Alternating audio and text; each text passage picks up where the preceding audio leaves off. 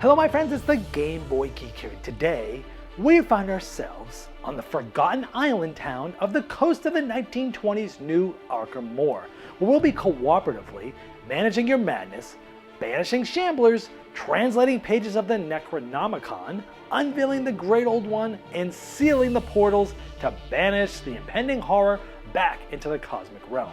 Tiny Epic Cthulhu is a game of spinning madness for 1 to 4 players. It takes about 45 minutes to play, is for ages 14 and up, and published by Gamelyn Games. Now it's being crowdfunded right now, so I'm going to show you how the game works, and I'll see you on the other side.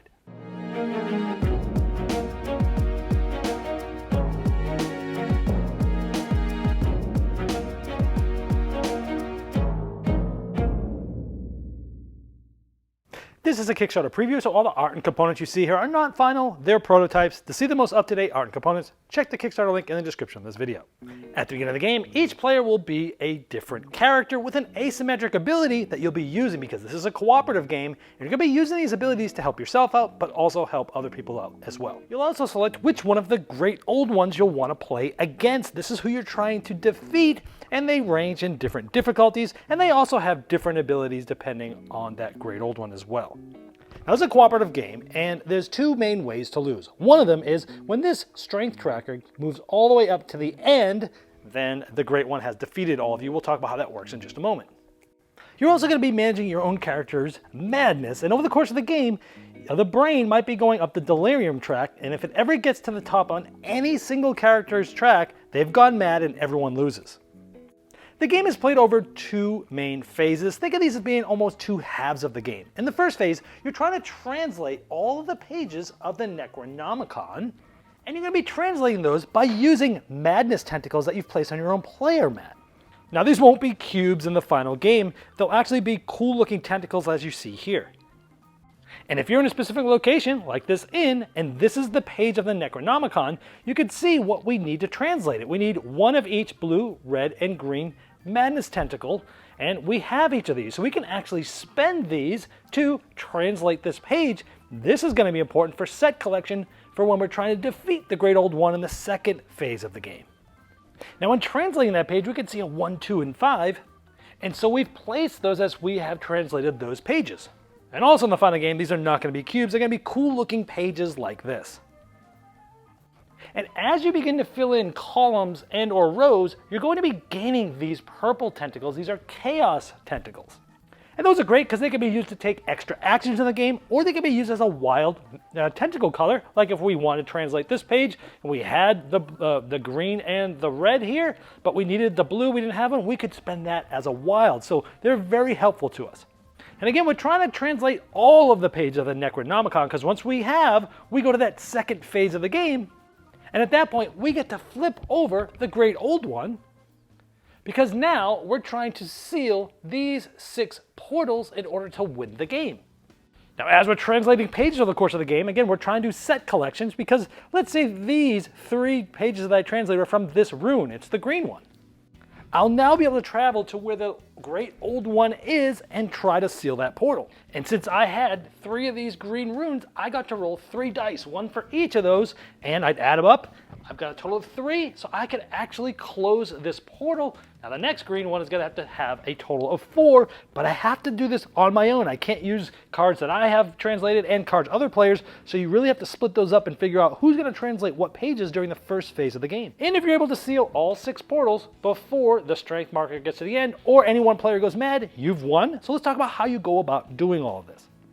Now, turns go clockwise, and on your turn, the first thing you do is flip the spinner, and the spinner is actually going to be tentacles. It looks really cool. Now, where the spinner lands will determine a few different things, like what specific event happens. Like in this case, it had us add a purple tentacle to the general supply, which is great because those are wilds, they'll come into play later, but maybe sometimes they'll be activating different abilities from the Great Old One and different things like that.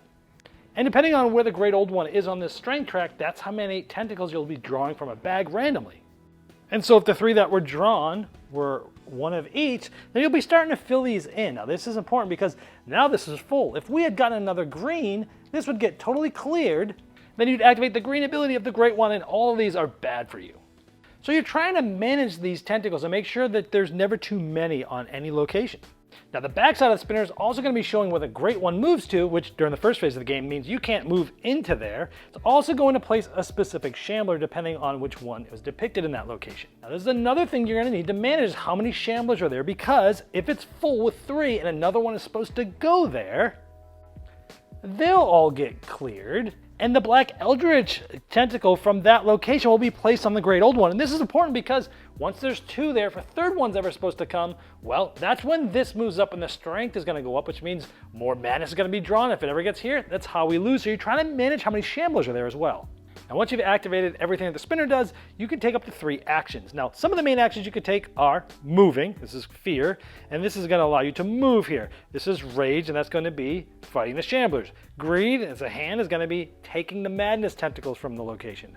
Now, all of these sort of actions have a base strength of 1. So I have 1 here and 1 here. Here I have a madness tentacle, so this is not just 1, it's 2.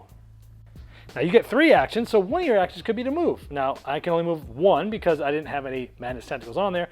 And let's say I move here. Now when we move here, we get to see what this is, and now we get to see what we need in order to translate this specific page of the Necronomicon. In this case, it's a blue, red, and green madness tentacle, as I showed you earlier in some of the examples. Now, moving to a location where there's shamblers is actually kind of a good thing, because for each shambler, we're going to draw a madness from the bag, so 2 here. So again, from the bag, we will draw 2 madness tentacles, and we might draw, let's say, a green one, and maybe we draw a red one. Now, this is where sort of the pressure luck comes in, because you know how many you're going to draw, but you don't really know what's in there exactly. And again, now I have a strength of 3 for the rage when I take out the shamblers. Now, this is another pressure luck aspect, because if I were to have drawn a 3rd red madness tentacle, I would have become accursed. Now, these would have gotten cleared off, but I would have moved up the delirium marker 1. Now again, if any player gets here, we lose. Now, that's not all bad, because this is sort of a secondary level of the pressure luck mechanism, because now I have essentially a single reroll that I can do. Like maybe we're rolling to fight shamblers, or rolling to try to seal the portals, or things like that. As I move up, I get more rerolls, but I also get closer to losing the game for all of us. So it's sort of a double level of pressure luck in this game. Now I move. Now let's say that we're going to be taking madness tentacles here. Now I could take 1, 2 of these from here. So I could take this one here, which essentially is going to give us a little bit more movement abilities. And if we had taken another one, it would make us accursed here, and you can't do that when you're collecting them like this. So that just gave us a little bit more, but now for a 3rd action, we could translate the pages because we need a blue, red, and green, as I showed you earlier, how we translate pages. But instead of doing that, let's try to banish the shamblers here. Remember, we're trying to do that because if too many come out, this is going to get added, it's going to make the strength of the great one better, and we don't want to go all the way or we lose. So you'll roll 1 die for each shambler that's there, and you look at the single highest amount here, that's 2. That means I need to use, in this case, because this is green, I would need to use 2 green tentacles in order to do that normally. However, my special ability is when banishing a shambler, you may use any color cube as a wild, or in this case, tentacle. So I could basically use the green, I could use maybe the blue as a wild, and it's gonna go away like that. Now, the amount of rage that you have, in this case I have 2 madness cubes there of that, and that's gonna allow us to move 2, because our rage is at 2, down to the discard mat. Now what this is it facilitates sort of a bag building mechanism in the game, where madness tentacles that are here are sort of 2 steps away from us. When they're on the discard mat, certain things are gonna allow these to get added back into the bag, and that's what we're going to be drawing from. Now, after the 3rd action will be the next player's clockwise turn. Now, that's most of the actions. The last one I haven't told you yet is each location has its own action, and you can do that if you're in that location. For example, spend any 2 tentacles from your player mat to gain 1 purple tentacle from the general supply. So all the locations also do something special as well. And in a nutshell, that's how you play Tiny Epic Cthulhu. You're trying to seal all 6 portals before they get to full strength, or they make one of you go mad.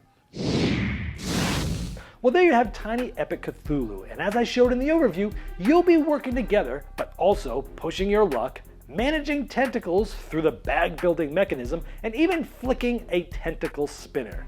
Now, if you'd like to see the most up-to-date art and components and all the different pledge levels available, you can click the link below me right in the description of this video.